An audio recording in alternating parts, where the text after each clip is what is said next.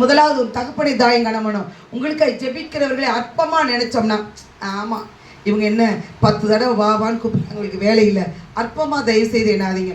அற்பமா ஊழியர்களை எண்ண கூடாதான். ஏன்னா அப்படி அற்பமா எண்ணும் பொழுது உங்களுக்கு வர வேண்டிய ஆசீர்வாதத்தை பிசாசு எனக்கு நீங்க செய்யலன்னு பறிச்சுட்டு போறதை நான் பார்த்தேன்.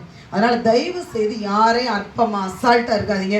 உங்களுடைய ஜென்ம சுவாபம் ஒன்று பேர் திவ்ய சுவாபத்திற்கு பங்காளியாய் மாறணும். ஆம் அருமையான தேவஜனமே, அதுதான் ஆவியோடும் உண்மையோடும் இருக்கிற தேவ சபையை சாத்தான் ஒரு நாள் பிடிச்சு இழுக்காது. அடுத்து கற்பனை கட்டளைகளை கை கொள்ள வேண்டும். அப்படி இருக்கிறவர்கள் தான் தேவ அன்பு நெருக்கி ஏவுகிறல தான் இருளின் ஆதிக்கத்திற்கு எதிராக. ஏன்னா இருள் தான் இன்னைக்கு கூடு சொல்லும். எவ்வளவு பாருங்களேன், நியூஸ் பேப்பரை பாருங்களேன், கொள்ள அப்பா நடக்கிறது 1 மாதம் 3 மாதம் 6 மாதம் இதெல்லாம் கிரகிக்க முடியாது. இனி பாருங்க அஸ்வமேத யாகம், நான் ஏற்கனவே சொல்லியிருக்கேன், குதிரை மூலமாக வச்சு ராஜாக்களை தள்ளி இது பண்ணுறாங்க. அடுத்து எஸ்ஏஆர் படிவு மூலம் நிறைய வாக்கு இதாகுது.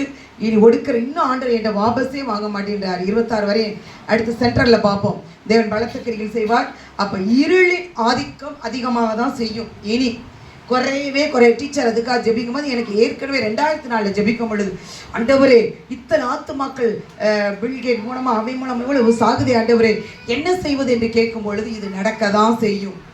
ஆனாலும் நாம் ஜனங்களை தேவன் பக்கமாய் திருப்பும் பொழுது இந்த அழிவிலிருந்து, இந்த கொள்ளை நோயிலிருந்து, சத்துருவின் போராட்டத்திலிருந்து தேவன் விடுதலை ஆக்குவதற்காக கைகளை தட்டி தேவனுக்கு நன்றி செலுத்துமா.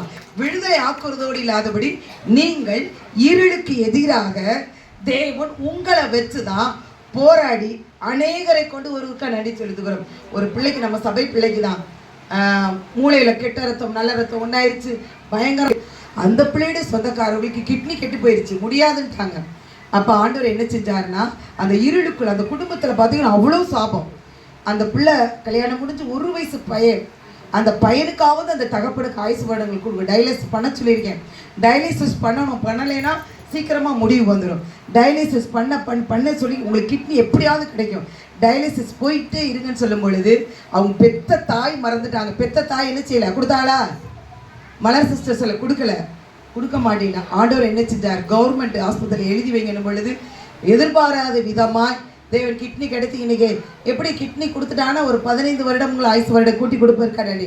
அப்போ இவர்கள் இருளின் ஆதிக்கத்திலிருந்து விடுதலை ஆகி, நாம் விடுதலை ஆகி அநேகர் இருளுக்கு எதிராக இருளுக்கு எதிராக இருக்கிற ஜனங்கள் அப்படி மீட்டுக்கொள்ளக்கூடிய ஒரு விசேஷித்த கிருபை கொடுத்ததற்காக தேவன் பலத்த கிரிகள் செய்வதற்காக நன்றி. என்னை விசுவாசிக்கிறவன் என்னிலும் பெரிய காரியங்கள் செய்வார். இன்னும் சொல்லிட்டே போகலாம். இனி வருகிற நாட்களில் யூடியூப்ல தேவன் செய்வதற்காக நன்றி செலுத்துகிறோம். இன்னும் நிறைய காரியங்கள் இருக்குது.